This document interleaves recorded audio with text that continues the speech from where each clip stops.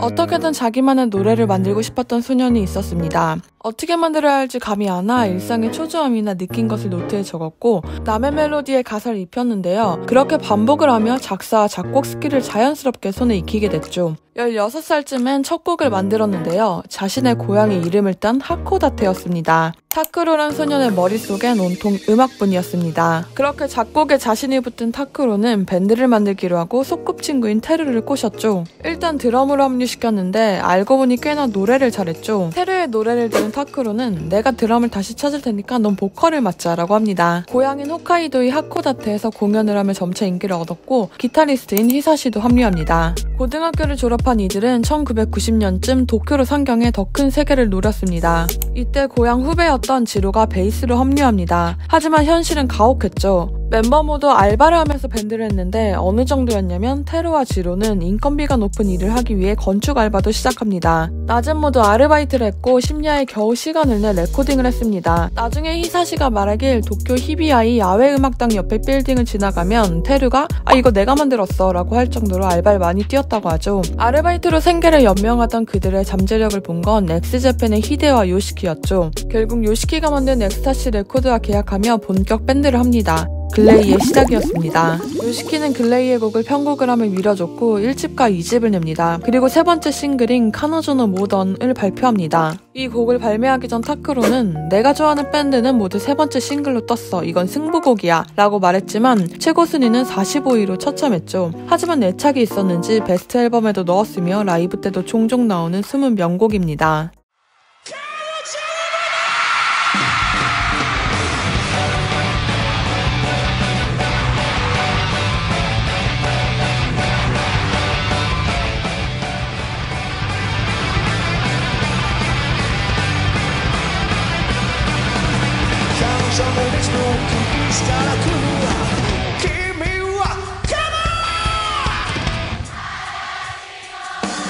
그리고 2년 뒤 8번째 싱글인 글로리아스를 약 50만 장 판매하는 히트를 기록합니다. 같은 해 8월에 빌러브드로 빵 뜹니다. 이 곡은 드라마 한여름의 프로포즈의 주제가로 선정되었고 글레이의 인기도 같이 올라갔죠. 이 히트로 3집 앨범은 글레이에게 처음으로 밀리언셀러의 영광을 안겨줬습니다. 타크로가 하도 많은 곡을 뽑아서 글레이의 곡은 모두 타크로의 곡이란 인식이 많지만 실제로 멤버 모두가 곡 작업을 했죠. 이 앨범에 포함된 셔터 스피드의 테마의 경우는 지로가 작곡했습니다. 이후 발매한 굿즈비르로 첫 주간 1위를 차지했고 뒤이은 However가 대박을 칩니다. 이 곡은 글레이 하면 떠오르는 명곡입니다.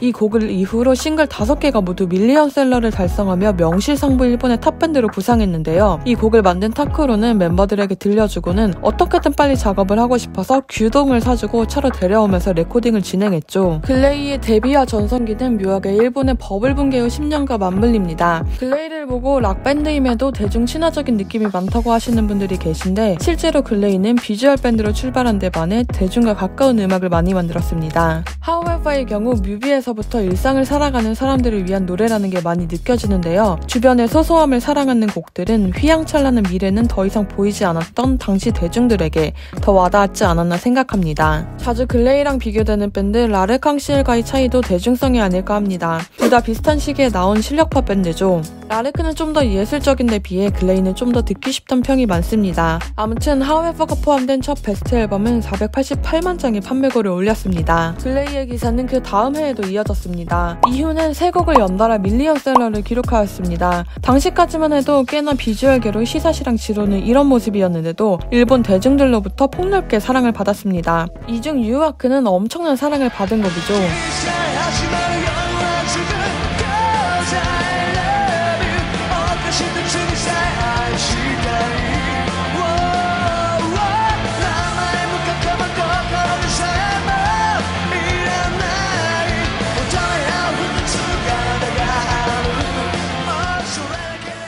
1999년에는 Winter Again이란 곡을 선보입니다. 이 곡은 타크로가 당시 연인에게 고향인 홋카이도의 설경을 보여주고자 하는 마음으로 만들었다는 후문입니다. 일본에서 제일 춥다는 홋카이도에서 태어난 글레이가 자신이 태어난 거리에 하얀 눈을 보여주고 싶다고 말하는 애절한 곡입니다. 눈을 보여주기 위해 뮤비는 홋카이도의 BA에서 찍었지만 테루의 얼굴만 엄청 클로즈업 되어 있어서 가사에서 묘사하는 모습은 잘 담지 못했죠. 이 역시 밀리언셀러를 달성합니다. 도입부의 연주는 타이타닉의 My Heart Will Go On을 보고 타크로가 의도적으로 넣어봤다고 합니다.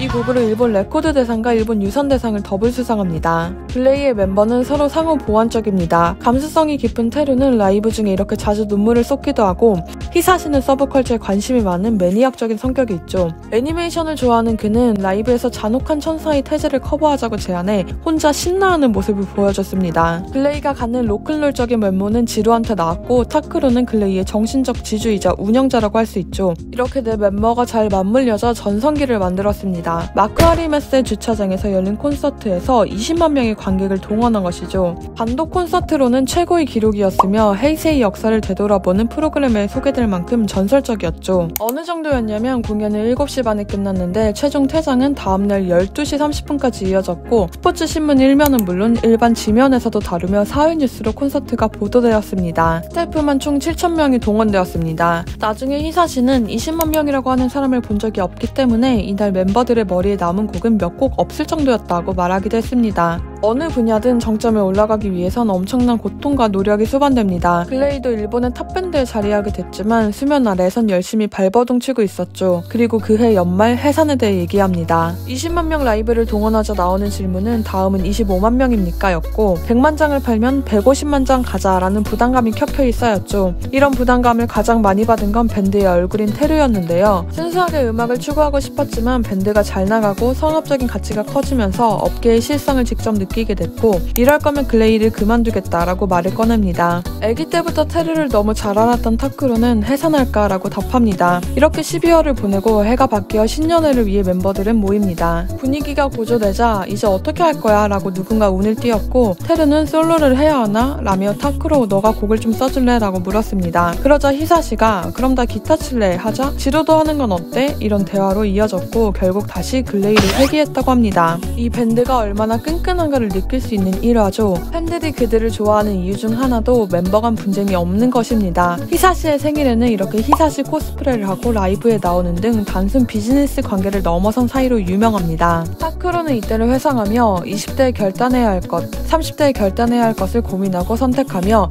자신의 결정한 답을 믿고 살아가는 것, 그게 올바르게 나이를 먹는 과정이었다고 말합니다. 다시 돌아가서 비슷한 시기 지로 역시 투어 도중에 탈퇴를 말한 적이 있는데요. 라이브 중에도 바닥만 바라보는 모습 때문에 그 전부터 걱정의 목소리가 있었죠. 타크로는 해산해도 좋으니까 지로를 쉬게 해주고 싶다라고까지 말했지만 결국 투어 중 중압감이 펑 터졌죠. 이 소식을 듣고 달려온 사람은 잡지 에디터였습니다. 그녀는 지로가 연재하고 있던 잡지의 편집자였는데 둘은 일을 넘어 서로 의지할 수 있는 사이가 되었죠. 설득과 위로 끝에 지로는 마음을 잡을 수 있었고 투어가 끝난 후 그녀와 결혼합니다. 이번 투어에서 모든 걸 포기하고 싶은 순간이 몇 번 있었어요. 무기력한 나를 격려하며 마음의 버팀목이 되어준 그녀에게 나는 진심으로 구원받고 있었습니다. 저는 글레이를 너무 좋아합니다. 글레이를 위해 노력할 것이고 글레이와 함께 행복하고 싶습니다. 그러니까 내게 있어 결혼은 내가 더 많은 사람을 사랑하고 싶기 때문입니다. 앞으로도 우리 함께 좋은 꿈 꿔요 라고 글을 남겼습니다. 히사시 역시 20만 명 라이브를 진행했던 전성기의 결혼을 발표했죠. 다리뼈가 골절되었을 때 그를 간호해줬던 간호사에게 반해 결혼했다고 합니다. 그녀 역시 홋카이도 출신으로 알려졌습니다. 테루에게도 큰 변화가 있었습니다. 다만 다른 멤버들과는 약간 달랐죠. 2000년 그는 부인과 이혼을 발표합니다. 고등학교를 졸업하고 고향에서 라이브를 하던 시절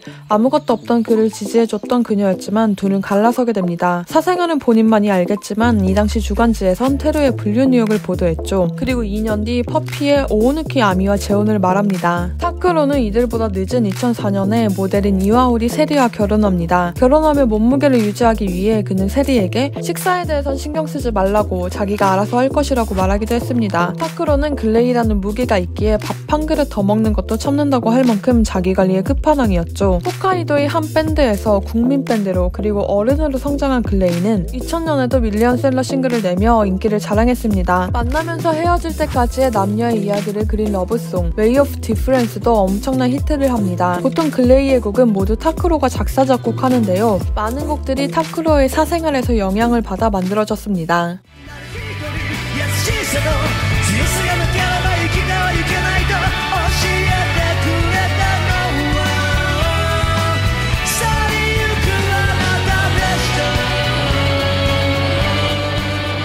하지만 이후 차츰차츰 판매량은 줄어들고 이들도 시대가 변하는 것을 느끼는 가운데 2000년대 중반 독립에 대해 생각하게 됩니다. 소속사에 속해 있던 글레이는 음악인이라기보단 매년 성과를 내야 하는 사회인에 가까웠었죠. 앨범이 아무리 잘 팔려도 글레이에게 돌아가는 돈은 진짜 얼마 안 되었던 사실도 유명합니다. 베스트 앨범 한 장당 50엔씩 받았다는 이야기도 있습니다. 인당 50엔도 아닌 글레이에게 50엔이었습니다. 글레이가 독립하려 하자 소속사는 저작권은 우리 거니까 라이브에서 노래를 부르지 말라며 소송을 걸었습니다. 결국 재판 끝에 글레이는 미지급 금액인 약 70억 원을 돌려받았고 타크로는 직접 회사를 차렸습니다. 3년간은 돈을 벌고 3년간은 팬들을 위해 돈을 쓰며 하고픈 음악을 하는 게 타크로의 경영 방침이죠. 내한했던 적이 있는데 제대로 된 스테이지를 만들고 티켓값은 너무 비싸지 않게 하기 위해 노력한 것도 그 일환이라고 합니다. 여담인데 글레이는 모두 한국 문화를 좋아하는 걸로 알려졌습니다. 타크로는 아내가 JYJ의 팬, 아이들이 BTS 팬이어서 K-팝을 많이 들었다고 밝혔고 테르는 한국과 곡 작업을 하며 느낀 점으로 한국에선 젊은 인력이 치고 올라오는데 일본은 젊은이들이 성장할 환경이 조성되지 않은 것 같다. 정말 큰 공부가 됐다라고 말했죠. 히사시는 요즘 유튜브를 하는데 사랑의 불시착, 이태원 클라스를 보고 있다고 말하기도 했고 넷이서 모여선 영화 기생충 얘기를 하기도 합니다. 내한중 타크로는 공연장에서 보여주신 여러분의 열정적인 반응은 뮤지션으로서 성장할 수 있는 계기를 만들었습니다. 한국은 아티스트를 성장시키는 나라입니다. 기회가 된다면 또 공연하고 싶어요 라고 말했습니다. 이제 모두 반백살이 넘어 전성기 때의 반짝임에 희미해졌을지도 모르지만 글레이라는 굴레는 더 끈끈해졌습니다. 타크로는 글레이는 근본이 동일하기 때문에 존속된다고 합니다. 홋카이도의 눈의 혹독함을 알기 때문에 히사시에게 한파 속에서 걷는 느낌의 기타라고 말하면 바로 아웃풋이 나온다고 말하죠. 가창력은 떨어지고 얼굴엔 주름이 잡혔지만 아직도 글레이만의 음악을 추구하는 이들이 진정한 밴드의 롤모델이 아닐까 생각합니다. 오늘의 영상은 여기까지입니다. 오늘도 영상을 시청해주셔서 감사합니다.